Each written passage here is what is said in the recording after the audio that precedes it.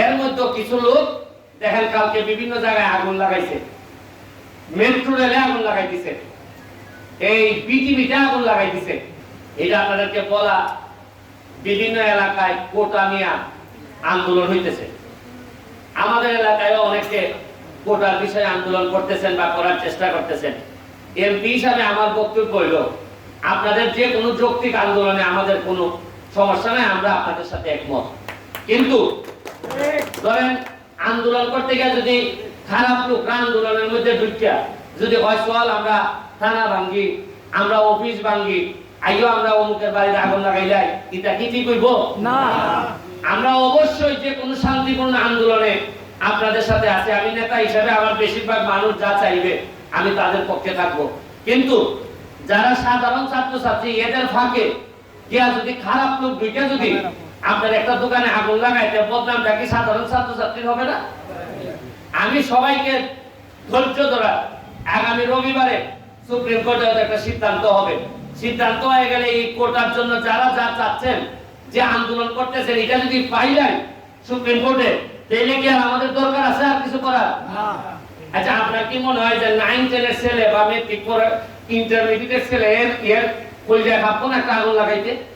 তাই আগুন লাগাইছে কথায় বুঝেন না আপনি? ওই মালে ওই খটায় কি কেন খটা আছে, খটায় সেইটাতে খাটো খাই দিত। তাহলে আমি আপনাদের এমপি হিসাবে আমার সোনারঘাট মাধবপুরে আমি আপনাদেরকে আহ্বান জানাই, শান্তিপূর্ণ আন্দোলনে আপনারা প্রতিবাদ করেন, আমরা আপনাদের সাথে আছি। তবে আল্লাহর ওয়াস্তে আমাদেরকে কোনো বদনামের ভাগীদার করেন না। এইভাবে ভাঙাভাঙি কোনোদিনই কোনো ভালো এবং শান্তি আনতে পারে না।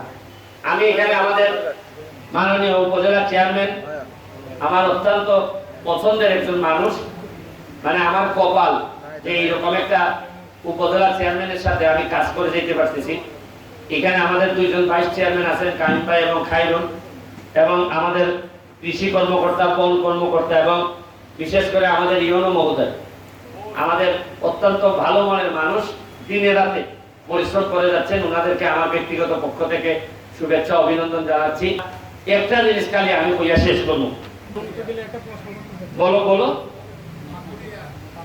তোমার বাড়ি কোন? খাচ্ছ? আচ্ছা আচ্ছা, হ্যাঁ। এবং আমি বাংলাদেশের রাজনৈতিক অঙ্গনে দেশ এবং দেশের বাইরে একজন অন্যতম আলোচিত ব্যক্তি। ইদানিং এই যে চলমান কোটা সংস্কার আন্দোলনে নিয়ে কিছু ইয়াং জেনারেশন আপনার সম্পর্কে কুমলমতি, এই যে ছোট ছোট শিক্ষার্থীর মন থেকে আপনাকে মুছে ফেলে দিচ্ছে। তো তাদের উদ্দেশ্যে আমি চাইব আর কি আপনি কিছু একটা বলবেন। কারণ আমরা জানি যে আপনি বাংলাদেশের আইকন, এবং আপনার মতো এমপি বাংলাদেশের দ্বিতীয় জন হয় না, এটা দেশের প্রায় 90% যুবক মনে করে। তাদের উদ্দেশ্যে যদি কিছু বলতেন। এটা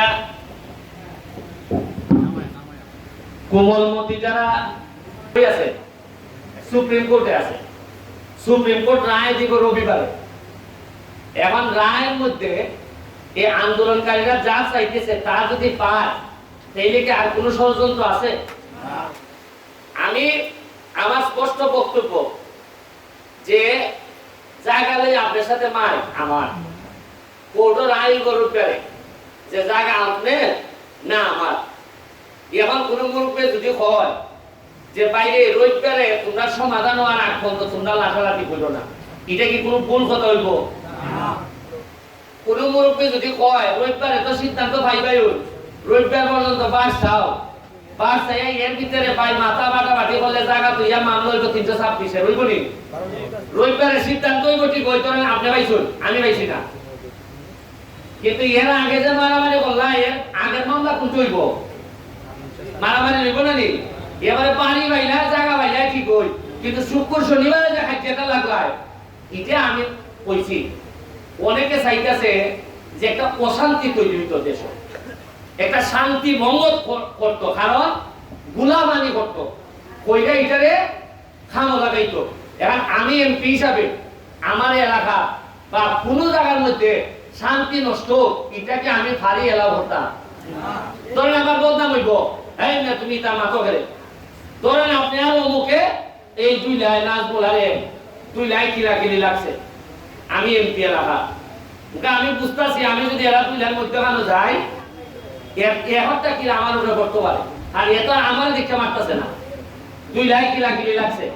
তখন আমি করবো কি তার 2 লাখে 5,000 লেগিয়া মধ্যখান আমি আমার তাও একটা কিলা আমি খাইলো জানি এরার মারামারিটা যেন কমে। আজকে যারা আমার বিরুদ্ধে ষড়যন্ত্র করতেছে এটাই লেগে আমার পুরস্কার কোনটা জানেননি? ওই মারামারি বাংলায় থেকে যে একটা কিল খাইলাম, এই কিল খাইছি, আমার এতে কোনো দুঃখ নাই। হিসাবের মালিক হইল গিয়া মহান রাব্বুল আলামিন। আমি কিতাব লেগে কিতা চাইছি, পালানা খারাপ চাইছি, এটা করছি দেখই তোমরা দেখো। আজকে সারা জীবন মানুষের ভালো চাইতাম দেখই 1 লাখ ভোটে বাংলাদেশের মধ্যে সবচেয়ে বেশি ভোট দিয়ে তোমরা আমাদের ভাস করে। সুতরাং এটাই আমার উত্তর, আপনারা শান্তি বজায় রাখবেন, বাকিটা আমরা সারাক্ষণ আমরা জেগে থাকবো। শিশু বা ধরেন তাদের তো মনটা থাকে কোমল, যার কারণে এখানে বিভ্রান্ত করা সহজ। তারা কোটা নিয়ে যারা আন্দোলন করতেছে তাদের দাবি এটা আটকাই আছে এপিলের ডিভিশনে।